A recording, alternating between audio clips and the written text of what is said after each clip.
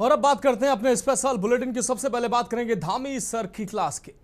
देहरादून में मुख्यमंत्री पुष्कर सिंह धामी ने मुख्यमंत्री युवा छात्र संवाद कार्यक्रम में हिस्सा लिया, जहां उन्होंने अलग अलग स्कूलों के छात्रों से बातचीत की है। मुख्यमंत्री युवा छात्र संवाद कार्यक्रम के दौरान मुख्यमंत्री पुष्कर सिंह धामी ने प्रदेश भर के युवाओं से सवाल जवाब किए और छात्रों के सवालों का जो है उन्होंने जवाब भी दिया है।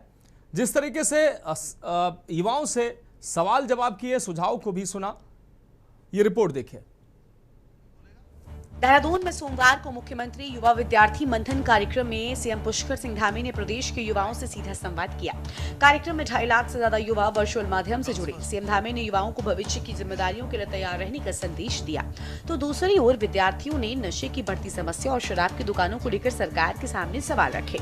मुख्यमंत्री धामी ने युवाओं से संवाद की शुरुआत उनके भविष्य और देश प्रदेश के निर्माण में उनकी भूमिका से की। उन्होंने कहा कि आने वाले समय में युवाओं के कंधों पर बड़ी जिम्मेदारियां होंगी। कोई उद्यमी बनेगा, कोई डॉक्टर, किसान या शिक्षक बनकर देश के निर्माण में योगदान देगा। मुख्यमंत्री ने युवाओं की बदलती पीढ़ी, उनकी सोच का जिक्र करते हुए कहा कि आज के जेनजी को अपने आसपास की व्यवस्थाओं में सुधार के लिए भी सोचना होगा। परिवहन से लेकर स्वच्छता तक युवा अपनी भूमिका तय कर सकते हैं। उत्तराखंड जिसके 13 जनपद हैं, 13 जिले हैं, 13 डिस्ट्रिक्ट, 4 जिले हमारे, 4 डिस्ट्रिक्ट मैदानी क्षेत्र, आधा मैदान आधा पहाड़, जैसे देहरादून में कह सकते हैं हम कि यहाँ से विकासनगर तक आधा पहाड़, चक्राता से आगे को, विकासनगर से आगे को त्यूनी, कालसी, वो क्षेत्र हमारा हिल्स, और इधर को मैदानी क्षेत्र। हरिद्वार पूरा हमारा मैदानी क्षेत्र, ऊधम सिंह नगर पूरा प्लेन, नैनीताल भी लगभग आधा मैदान आधा, बड़े जोर से क्या, आधा क्या पहाड़। और उसके अलावा जो शेष जो हमारे बचे हुए 9 डिस्ट्रिक्ट हैं, वो हमारे पूरे के पूरे, कौन बताएगा, बताइए। चलिए, अब कौन कौन जानता है कि 9 जिले हमारे, 9 डिस्ट्रिक्ट्स पूरे के पारे हिल्स में हमारे, थोड़ा चंपावत छोड़ के, थोड़ा पौड़ी छोड़ के, जैसे पौड़ी का कोटद्वार वाला क्षेत्र और चंपावत का टनकपुर और बनबसा छोड़ के। तो ये हमारा ये उत्तराखंड एक विशेष भौगोलिक परिस्थितियां यहाँ की हैं हमारी। यहाँ क्या क्या है, हमारे पास गंगा यमुना जैसी नदियां हैं जो पूरे 12 महीने लगातार बहती रहती हैं, और बहती नहीं रहती हैं, ये यहां से निकलती हैं और यहां से निकल के पूरे देश के जिन जिन स्थानों पर जाती हैं, उन स्थानों को पानी भी देती हैं, जल भी देती हैं, और जहां जल होता है वहां जीवन होता है। सीएम ने बच्चों के गलत दिशा में जाने के लिए अभिभावकों की भूमिका को भी अहम बताया है। उन्होंने कहा कि बच्चों को सही संस्कार, मार्गदर्शन नहीं मिलने से वो भटक सकते हैं। स्वामी विवेकानंद के शिकागो भाषण का उदाहरण देते हुए उन्होंने युवाओं को अपनी संस्कृति और पहचान पर गर्व करने का संदेश दिया। कार्यक्रम के दौरान सीएम धामी ने छात्रों से उत्तराखंड के बारे में और भी जाना और कई सवाल भी पूछे। कौन बताएगा, बताइए। चलिए, अब कौन कौन जानता है कि 9 जिले हमारे, 9 डिस्ट्रिक्ट्स पूरे के पारे हिल्स में हमारे, थोड़ा चंपावत छोड़ के, थोड़ा पौड़ी छोड़ के, जैसे पौड़ी का कोटद्वार वाला क्षेत्र और चंपावत का टनकपुर और बनबसा छोड़ के। तो ये हमारा ये उत्तराखंड। मुख्यमंत्री ने कहा कि जिस तरह पूजा से पहले संकल्प लिया जाता है, उसी तरह युवाओं को भी जीवन में लक्ष्य तय करके संकल्प के साथ आगे बढ़ना चाहिए। उन्होंने कहा कि लक्ष्य के बीच विकल्प तलाशने से व्यक्ति भटक सकता है, इसलिए मिशन बनाकर आगे बढ़ने की जरूरत है। युवाओं से उम्मीद जताई कि वो आने वाले समय में उत्तराखंड और देश का नाम ऊंचा करेंगे। मुख्यमंत्री ने युवाओं को स्किल सीखने पर जोर दिया। कार्यक्रम में छात्रों ने स्कूलों के आसपास ड्रग्स की बिक्री पर रोक लगाने की मांग उठाई। छात्रों के संवाद में छात्रों ने दून में मेट्रो चलाने की मांग की, साथ ही हरियाली पर भी फोकस करने की बात कही। छात्रों का कहना था कि हरियाली बचाने के लिए पेड़ों का कटान रोका जाए। Sir, I live in Rishikesh and I come to Dehradun for school every day. तो रास्ते में एक जगह आती है 7 मोड़, आज मैंने देखा सर कि उस रास्ते को चौड़ा करने के लिए 100 या 200 पेड़ काट दिए गए। और सर अगर वही 7 मोड़ जिससे मैं हर रोज जाता हूँ सर, अगर वहां पे भी अब हरियाली नहीं बचेगी, तो अगर मैं चीफ मिनिस्टर होता फॉर 2 days, एक बार तो I use my first day, so on the second day sir I would just stop these trees sir, because 7 मोड़ एक इतना सुंदर रास्ता है, I go there every day right. तो देखना कि इतने सारे पेड़ वहाँ पे कटे हुए हैं, it is just not easy for me to witness it every day. More and more trees getting cut down just so I can reach my school 20 minutes earlier. Sir मैं उससे अच्छा आधे घंटे पहले उठ के और लेट स्कूल पहुंच जाऊंगा instead of all these trees getting cut down. छात्रों के साथ संवाद वीआईपी कल्चर को लेकर भी बात हुई और संवाद में एक छात्र ने यहाँ तक कहा कि अगर मैं सीएम होती तो सबसे पहले वीआईपी कल्चर को खत्म करती, क्योंकि अगर किसी मरीज की जान जा रही है तो क्या मंत्री के लिए इंतजार करना जरूरी है। सर मैं अगर मुख्यमंत्री होता तो मैं सबसे पहले वीआईपी कल्चर को बैन लगाता सर उत्तराखंड में। सर वीआईपी सर किसी एमएलए एमपी को 5 मिनट लेट ना हो जाए, उसकी वजह से किसी की अगर डेथ हो जाए एम्बुलेंस में, वो ज़्यादा बुरा है सर।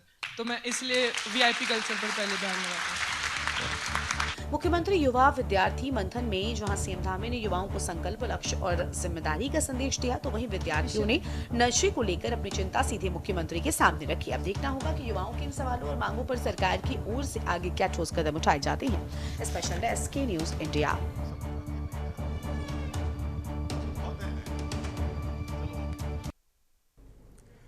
और अब बात करते हैं मेरी शान तिरंगा है। गोरखपुर में सोमवार को मुख्यमंत्री योगी आदित्यनाथ की अगुवाई में भव्य कार्यक्रम हुआ। आपको बता दें, ये खबर हम आपको दिखाएंगे, उससे पहले एक छोटे से ब्रेक के लिए रुकते हैं। ब्रेक के बाद हमारे स्पेशल बुलेटिन में एक बार फिर से आपका स्वागत है। हम बात कर रहे हैं मेरी शान तिरंगा है। गोरखपुर में सोमवार को मुख्यमंत्री योगी आदित्यनाथ की अगुवाई में भव्य तिरंगा यात्रा निकाली गई। नगर निगम परिसर से रेलवे स्टेशन चौक तक करीब 2.5 किलोमीटर की यात्रा में मुख्यमंत्री के साथ हजारों लोग हाथों में तिरंगा लेकर शामिल हुए। इस दौरान सीएम योगी ने स्वतंत्रता संग्राम सेनानियों के बलिदान को याद करते हुए लोगों से हर घर तिरंगा अभियान को आगे बढ़ाने की अपील की। साथ ही मंच से विरोधियों पर भी सधे शब्दों में निशाना साधा। इस खास रिपोर्ट को देखें। गोरखपुर में सोमवार को देशभक्ति के रंग में रंगी तस्वीर दिखाई दी। मुख्यमंत्री योगी आदित्यनाथ की अगुवाई में महानगर में भव्य तिरंगा यात्रा निकाली गई। नगर निगम परिसर से रेलवे स्टेशन चौक तक करीब 2.5 किलोमीटर की इस यात्रा में मुख्यमंत्री के साथ हजारों लोग हाथों में तिरंगा लेकर कदम से कदम मिलाते नजर आए। राष्ट्रप्रथम के संदेश के साथ निकली इस यात्रा में सीएम योगी ने स्वतंत्रता संग्राम के वीरों के बलिदान को याद किया और हर घर तिरंगा अभियान को आगे बढ़ाने का आह्वान किया। गोरखपुर की सड़कों पर मुख्यमंत्री योगी आदित्यनाथ खुद हाथ में तिरंगा लेकर पदयात्रा पर निकले तो हजारों लोग उनके साथ हो लिए। तिरंगा यात्रा की शुरुआत से पहले मुख्यमंत्री ने नगर निगम परिसर में वीरांगना महारानी लक्ष्मीबाई की प्रतिमा पर माल्यार्पण और फूल चढ़ाए। इसके बाद जनसभा को संबोधित करते हुए उन्होंने तिरंगे को भारत की आन बान और शान का प्रतीक बताया। मुख्यमंत्री ने कहा कि देश की आजादी की लड़ाई में तिरंगा स्वतंत्रता सेनानियों के संघर्ष और बलिदान का प्रतीक रहा है। उन्होंने मंगल पांडे, बंधु सिंह, रानी लक्ष्मीबाई, तात्या तोपे और धन सिंह कोतवाल जैसे क्रांतिकारियों के योगदान को याद किया और सीएम योगी ने प्रदेशवासियों से अपील की कि तिरंगा हर घर में लहराना चाहिए। राष्ट्रगान और राष्ट्रगीत के सम्मान का भाव हर भारत के नागरिक का दायित्व होना चाहिए। आज हम सबको तिरंगा का सम्मान करके, वंदे मातरम का सम्मान करके, राष्ट्रगान का सम्मान करके हम उन क्रांतिकारियों को सम्मान दे सकते हैं। स्वाधीनता संग्राम सेनानियों को, अपने पूर्वजों को, अपनी विरासत को सम्मान दे सकते हैं। और उसी सम्मान के लिए आपका आह्वान करते हुए मैं आप सबसे इस बारे में अपील करूंगा, ये तिरंगा हमारे घर में लहराना चाहिए। अभी हाल ही में भारत सरकार ने तय किया है कि राष्ट्रगान और राष्ट्रगीत का जो भी अपमान करेगा वो संज्ञेय अपराध की श्रेणी में आएगा, उसे सजा होगी। और भारत के प्रतीकों के प्रति सम्मान का ये भाव हर भारत के नागरिक का दायित्व बनना चाहिए। चौरी चौरा और काकोरी की घटनाओं का जिक्र करते हुए सीएम ने कहा कि आजादी के आंदोलन में गोरखपुर और उत्तर प्रदेश की धरती का अहम योगदान रहा। उन्होंने काकोरी ट्रेन एक्शन में शामिल राम प्रसाद बिस्मिल, अशफाक उल्ला खां, रोशन सिंह, चंद्रशेखर आजाद और दूसरे क्रांतिकारियों के बलिदान को भी याद किया। यह आजादी अचानक नहीं मिली, हमें आजादी के लिए कीमत चुकानी पड़ी थी। 1922 में चोरी चौरा की ऐतिहासिक घटना घटित होती है। इस ऐतिहासिक घटना ने अंग्रेजों की चूड़ों को हिला करके रख दिया था। 1925 में लखनऊ के काकोरी में पंडित राम प्रसाद बिस्मिल, ठाकुर रोशन सिंह, अस्फाउल्लाह खां, चंद्रशेखर आजाद, सचिंद्रनाथ सान्याल, राजेंद्र नाथ लाड़ी, इन सभी क्रांतिकारियों ने मिलकर के भारत को लूट करके ब्रिटिश सर जो पैसा इंग्लैंड ले जाना चाहते थे, उस पैसे को वापस अपने कब्जे में लेकर के भारत की आजादी के लिए उसका इस्तेमाल हो, इसके लिए उन्होंने कार्य प्रारंभ किया था। एक train action, Kakori train action की घटना को अंजाम दिया था। सीएम ने हर घर तिरंगा अभियान का जिक्र करते हुए कहा कि प्रधानमंत्री मोदी के आह्वान पर 2022 से ये अभियान लगातार आगे बढ़ रहा है। मुख्यमंत्री ने लोगों से अपील की कि तिरंगे को अपने घर पर लगाएं और इसके साथ सेल्फी लेकर साझा करें। ये तिरंगा यात्रा भारत के उन हुतात्माओं को, अमर बलिदानियों को, स्वाधीनता संग्राम सेनानियों के प्रति सम्मान का प्रतीक भी है। हर घर तिरंगा के माध्यम से हम सब भारत के प्रतीकों के प्रति सम्मान का भाव व्यक्त करें। इस विश्वास के साथ ये यात्रा आज हमारी यहां पर प्रारंभ हो रही है। मैं आप सबका आह्वान करूंगा, आपके हाथ में तिरंगा है, ये तिरंगा हम अपने हाथ में लेकर के चलेंगे। जो लोग सड़कों पर खड़े हैं वह भी इस तिरंगा यात्रा का हिस्सा बनेंगे। ऐसा नहीं कि वे लोग अपनी जगह पे बैठ जाएं, या तिरंगा को फेंकना नहीं है, ये तिरंगा भी हमारे हाथों में होगा। और जब यात्रा महाराणा प्रताप की मूर्ति में विश्राम लेगी, तिरंगा को अपने घर में ले जाकर के अपने घर में पहना करके सेल्फी विद तिरंगा के साथ इसको अपलोड करिए। इस दौरान मुख्यमंत्री ने पूर्व की सरकारों पर स्वतंत्रता संग्राम सेनानियों को उचित सम्मान नहीं देने का आरोप भी लगाया। उन्होंने कहा, एक ही परिवार के नाम से सब कुछ होता था। आज देश में उन क्रांतिकारियों और महापुरुषों को सम्मान देने का काम किया जा रहा है जिन्होंने राष्ट्र के लिए अपना सर्वोच्च बलिदान दिया। वह सम्मान नहीं मिल पाया इन क्रांतिकारियों को। आजादी के बाद याद करिए, इन क्रांतिकारियों की मूर्तियां नहीं रखने दी जाती थी, इनके स्मारक नहीं बनने दिए जाते थे, इनके नाम पे संस्थाओं के नाम और सड़कों के नाम नहीं रखने दिए जाते थे। एक ही परिवार के नाम, एक ही परिवार के नाम से सभी संस्थाओं का नाम होता था, एक ही परिवार के नाम पे सभी स्कीमें घोषित होती थी। आज इन क्रांतिकारियों को सम्मान दिया जा रहा है। ये तिरंगा यात्रा भारत के उन हुतात्माओं को, अमर बलिदानियों को, स्वाधीनता संग्राम सेनानियों के प्रति सम्मान का प्रतीक भी है। उत्तर प्रदेश सरकार ने इस साल 5 करोड़ घरों पर तिरंगा फहराने का लक्ष्य तय किया है। सरकारी और अर्ध सरकारी संस्थानों के साथ निजी और व्यावसायिक प्रतिष्ठानों पर भी तिरंगा फहराने की अपील की है। गोरखपुर की सड़कों पर निकली इस तिरंगा यात्रा में मुख्यमंत्री योगी आदित्यनाथ ने जहां स्वतंत्रता संग्राम के नायकों के बलिदान को याद किया, तो वहीं लोगों से राष्ट्रध्वज के सम्मान और राष्ट्र प्रथम की भावना को मजबूत करने की अपील की। अब सरकार का लक्ष्य सिर्फ तिरंगा यात्रा तक सीमित नहीं है, बल्कि इस साल उत्तर प्रदेश के 5 करोड़ घरों तक तिरंगे को पहुँचाना भी है। स्पेशल डेस्क के न्यूज इंडिया। फिलहाल खबरों में वक्त एक ब्रेक का, जल्द हाजिर होंगे। ब्रेक के बाद हमारे स्पेशल बुलेटिन में एक बार फिर से आपका स्वागत है। हम बात कर रहे हैं काला बुर्का और कांधे पर कांवड़ की।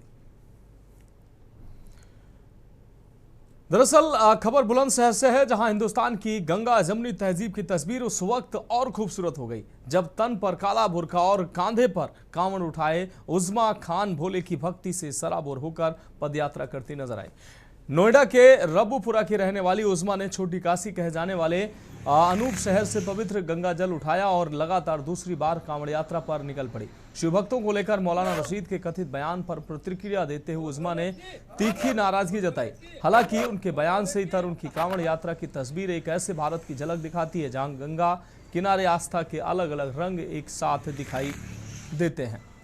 काले बुर्के के ऊपर कांवड़, कदमों में शिव भक्ति और दिल में अपनी आस्था का विश्वास लिए उज़्मा की ये यात्रा धार्मिक पहचान से आगे बढ़कर आस्था, व्यक्तिगत विश्वास और गंगा जमनी संस्कृति की एक भावनात्मक तस्वीर पेश कर रही है। उस्मा का कहना है कि उनकी आस्था अब सनातन धर्म से जुड़ चुकी है। वह हिंदू युवक के साथ लिव इन में रह रही हैं और भविष्य में धर्म परिवर्तन की भी इच्छा जताती हैं। बुर्के में कांवर लेकर चल रही उस्मा खुद को सनातनी बताती हैं और कहती हैं कि उनके लिए आस्था दिल का विषय है, पहनावे का नहीं। उस्मा ने कहा कि उन्हें किसी मौलाना या फतवे का डर नहीं और उनका कहना है कि वह सनातन धर्म को अच्छी तरह से मानती हैं, जानती हैं और उन्हें मुख्यमंत्री योगी आदित्यनाथ पर पूरा भरोसा है। उन्होंने ये भी कहा कि मुस्लिम समाज की जो महिलाएं अपने जीवन में दुखी हैं, उनके लिए सनातन धर्म में स्वागत का भाव होना चाहिए।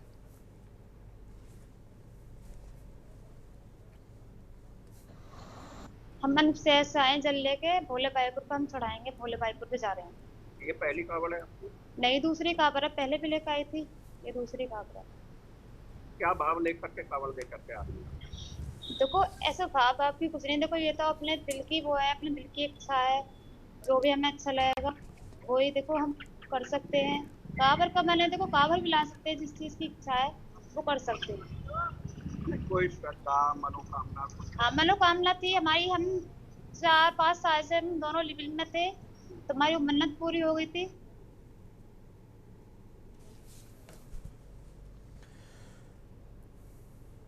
और अब बात करेंगे शादी का झांसा देकर दलित से दुष्कर्म।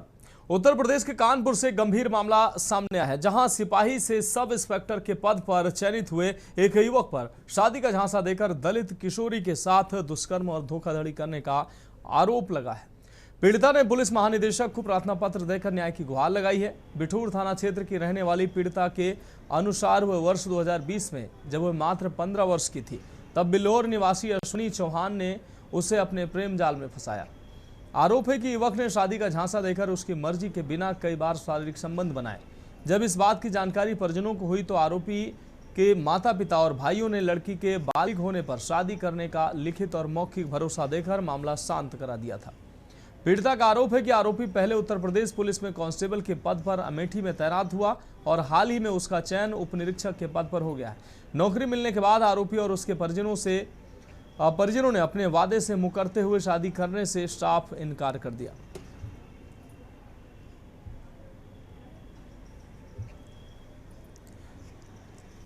एक 6 साल के रिलेशनशिप में थी और अश्वनी नाम का एक लड़का था।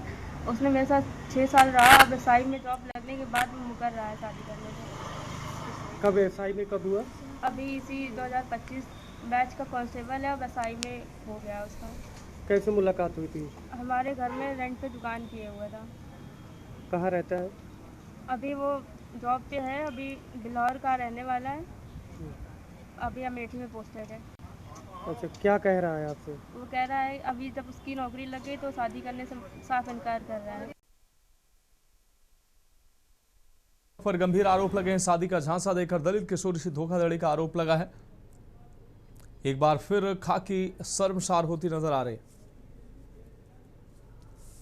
तो सिपाही से दरोगा बने युवक पर गंभीर आरोप लगे हैं। कानपुर से खबर अपने दर्शकों को दिखाने आकाश रावत हमारे संवाददाता अधिक जानकारी के लिए कानपुर से हमारे साथ जुड़ गए हैं। आकाश, शादी का झांसा देकर एक दलित किशोरी के साथ धोखाधड़ी की गई है, ये क्या है पूरा मामला?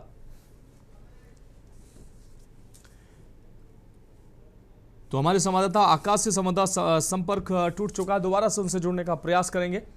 आकाश रावत हमारे संवाददाता एक बार फिर से हमारे साथ जुड़ चुके हैं। आकाश, कानपुर में एक दलित किशोरी के साथ एक खाकी वर्दीधारी ने कहीं ना कहीं उसके साथ जो है धोखा किया है, शादी का झांसा देकर दलित किशोरी के साथ धोखाधड़ी की है। क्या है पूरा मामला? जी, मैं आपको बताना चाहूंगा कि ये पूरा मामला बिठूर थाना क्षेत्र के अंतर्गत एक गांव का है, जहां पर एक युवक किराए की दुकान लेता है और अपना व्यापार चलाता है। वहीं पे दुकान मालिक की बेटी के साथ में प्रेम प्रसंग का एक नाटक करता है, जिसके बाद उसका शारीरिक शोषण करता है। उसके बाद जब उसकी भर्ती पुलिस में हो जाती है, दरोगा बन जाता है, उसके बाद में फिर वो शादी से मुकर जाता है और परिवार वालों को धमकियां देता है। जी अभी जिस तरीके से पीड़िता जो है वो न्याय की मांग कर रही है और अभी तक उसको न्याय नहीं मिला है, पुलिस से वो न्याय की मांग कर रही है, क्या अब तक किसी तरीके की कोई एफआईआर दर्ज हुई, कोई जांच आगे बढ़ी? जी बिल्कुल, मैं आपको बताना चाहूंगा कि अभी तक फिलहाल किसी प्रकार की एफआईआर दर्ज नहीं हुई है। डीसीपी जो पश्चिम है कासिम आबदी जी, उन्होंने बताया था कि जांच की जा रही है। एसीपी कल्याण तो मामले की जांच कर रहे हैं। जांच में जो भी तथ्य सामने आएंगे, जांच के आधार पर ही आगे की कार्रवाई की जाएगी और जो भी दोषी होगा उसके खिलाफ सख्त से सख्त कार्रवाई की जाएगी। जी और बिल्कुल आकाश, इस तमाम जानकारी के लिए आपका बहुत शुक्रिया। तो एक बार फिर खाकी कहीं ना कहीं शर्मसार हुई है। सिपाही से दरोगा बने युवक पर गंभीर आरोप लगे हैं।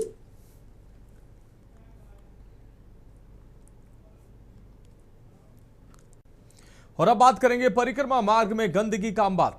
भगवान श्री राम की तपोस्थली चित्रकूट आध्यात्मिक नगरी के रूप में विश्व विख्यात है। ऐसे में लाखों की तादाद में श्रद्धालु चित्रकूट आकर कामतानाथ मंदिर में दर्शन पूजन और कामदगिरी पर्वत की 5 कोसीय परिक्रमा लगाते हैं। बहुत से श्रद्धालु ऐसे भी हैं जो अपनी मनोकामनाओं को लेकर कामदगिरी पर्वत की लिटी परिक्रमा भी लगाते हैं, लेकिन ऐसे प्रशासन की लापरवाही के चलते पूरी परिक्रमा मार्ग में जगह जगह गंदगी का अंबार लगा हुआ नजर आ रहा है। तो कहीं परिक्रमा मार्ग उखड़ चुका है, जिसकी वजह से श्रद्धालुओं को परेशानी का सामना करना पड़ रहा है, लेकिन अधिकारी मौन बने हुए हैं, जिसको लेकर आज बजरंग दल सेना की राष्ट्रीय प्रभारी अर्चना नितिन उपाध्याय ने पूरे परिक्रमा मार्ग का भ्रमण कर परिक्रमा मार्ग में गंदगी को देखकर अधिकारियों से श्रद्धालुओं की आस्था और भावनाओं के साथ खिलवाड़ न करने के लिए कहा है।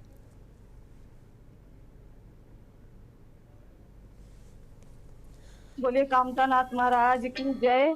आज मैं चित्रकूट धाम में श्री कामतानाथ महाराज की मैंने परिक्रमा की और जैसा कि कहते हैं कि दर्शन मात्र से ही हमें भगवान श्री राम जी के दर्शन का पुण्य प्राप्त होता है। साक्षात यहाँ पर भगवान श्री राम जी विराजमान हैं। ये श्री राम जी की तपोभूमि के साथ साथ एक ऊर्जा का केंद्र भी है। हम सब महसूस करते हैं। परिक्रमा मार्ग में मुझे बहुत अच्छा लगा क्योंकि देखिए आस्था और भक्ति से हर इंसान जुड़ा हुआ है और मैं सबसे पहले इसलिए कह रही हूँ क्योंकि कितनी भी कठिनाई हो, कितनी भी तकलीफ हो, हम भारतीय इतने धार्मिक और इतने श्रद्धावान होते हैं। और अब बात करेंगे वायरल बुखार का कहर। अमेठी में बदलते मौसम और लगातार हो रहे उतार चढ़ाव के बीच वायरल बुखार और संक्रामक बीमारियों के मामले में तेजी से बढ़ोतरी देखने को मिल रही है। अस्पतालों में मरीजों की भारी भीड़ देखने को मिल रही है और मुसाफिर खाना सीएससी में मरीजों के इलाज के साथ दवाएं और जरूरी स्वास्थ्य सुविधाएं उपलब्ध कराई जा रही हैं। सीएससी अधीक्षक आलोक कुमार मिश्र ने बताया कि बारिश का पानी जमा होने और आसपास फैली गंदगी के कारण बीमारियों का खतरा बढ़ रहा है। जल भराव वाले इलाकों में मच्छरों की संख्या बढ़ने से संक्रमण का खतरा भी बढ़ गया है। स्वास्थ्य विभाग ने लोगों से आसपास साफ सफाई बनाए रखने और उबला हुआ स्वच्छ पानी पीने की सलाह दी है। बुखार, खांसी, अन्य बीमारी के लक्षण दिखाई देने पर तत्काल अस्पताल पहुंचकर चिकित्सीय सलाह लेने की भी अपील की गई है। अभी आप सीएससी आई थी दवा लेने, डॉक्टर मिले, दवाएं सारी यही मिली, क्या कहेंगी सीएससी की व्यवस्थाओं को लेकर, तो कैसे देखती हैं? बहुत अच्छी व्यवस्था है, अच्छा देखते हैं डॉक्टर, इसलिए सब दवाएं अंदर से मिली है। अच्छा, हाँ। क्या कहेंगी क्योंकि देखिए लगातार आप वायरल फीवर वगैरह का प्रकोप चल रहा है, तो ऐसे में सीएससी पर व्यवस्थाएं सब ठीक ठाक है? ठीक ठाक है सर। तो 2 तरह के पेशेंट ज़्यादा आ रहे हैं, इसमें वायरल फीवर, बुखार के पेशेंट, सर दर्द के पेशेंट, साथ में यहाँ एनीमिया के पेशेंट और इसके साथ साथ पेट संबंधी बीमारियों के पेशेंट ज़्यादा आ रहे हैं।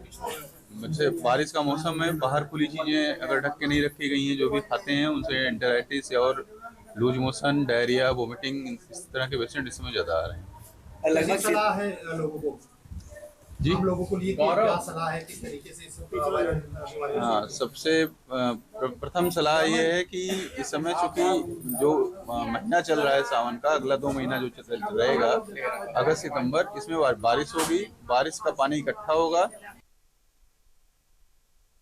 सूबे के मुख्यमंत्री योगी आदित्यनाथ और उत्तर प्रदेश के जो है उप मुख्यमंत्री ब्रजेश पाठक द्वारा जहां लगातार स्वास्थ्य सेवाओं की समीक्षा करते हुए ये निर्देश भी अधिकारियों के दिए भी जा रहे हैं कि ये जो बारिश का सीजन है, ऐसे में जो मरीजों की संख्या बढ़ रही है, फिलहाल किसी भी प्रकार की जो समस्या है वो आम जनता को और जो पेशेंट हैं उनको जो सुविधाएं सरकार द्वारा है वो निरंतर बराबर मिलती रहे, इसके लिए लगातार प्रदेश सरकार द्वारा जो है निर्देश भी दिया जा रहा है। फिलहाल आज इसी के क्रम में मैं जनपद अमेठी की सीएचसी मुसाफिर खाना पर उपस्थित हूँ। जैसा कि यहाँ पे जो मरीज हैं जो वो यहाँ पे उपस्थित हैं और मरीजों की जो संख्या है वो काफी मात्रा में है यहाँ पे डॉक्टर द्वारा जो है उनकी देखभाल भी की जा रही है।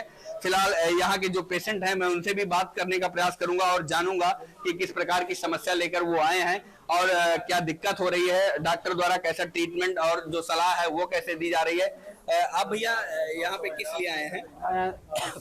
खांसी दवा लेने। खांसी की दवा लेने। कब से खांसी आ रही है? आज हफ्ता भर हो गया। दवाई आराम से मिल जा रही है? हाँ, मिल कहीं कोई दिक्कत? कोई दिक्कत नहीं। क्या नाम है आपका? हमारा नाम संग्राम सेन है। तो ये मरीज थे, ये बता रहे हैं कि इनको जो खांसी वगैरह की जनरली दिक्कत है उसमें आराम से इनको दवाएं भी मिल जा रही हैं। फिलहाल एक महिला पेशेंट भी है, मैं इनसे भी बात करने का प्रयास करूंगा। आप CSC आई हैं, क्या दिक्कत है? जी सर, मैं गर्भवती हूँ 3 महीने का, तो अल्ट्रासाउंड के लिए आई हूँ यहाँ पर। अच्छा, तो यहाँ पे दवाएं आराम से उपलब्ध हो जा रही हैं? दवा भी हो जा रही है और अल्ट्रासाउंड भी हो जाएगा। अच्छा, डॉक्टरों का व्यवहार कैसा है? बहुत अच्छा है। यहाँ पे फिलहाल पेशेंटों को दवा जो है समय से उपलब्ध हो जा रही है और डॉक्टरों द्वारा जो है जो मरीज हैं उनका भी इलाज सही प्रकार से किया जा रहा है। तो निश्चित रूप से ये कहा जा सकता है कि जो सूबे के उप मुख्यमंत्री डिप्टी CM ब्रजेश पाठक हैं, उनके द्वारा जो निर्देश दिया गया है वो ग्राउंड पे जो है फलीभूत होता दिखाई दे रहा है। राघवेंद्र पांडे, के न्यूज, अमेठी। तो फिलहाल हमारे स्पेशल बुलेटिन में इतना ही। मुझे दीजिए इजाजत और आप देखते रहिए के न्यूज इंडिया।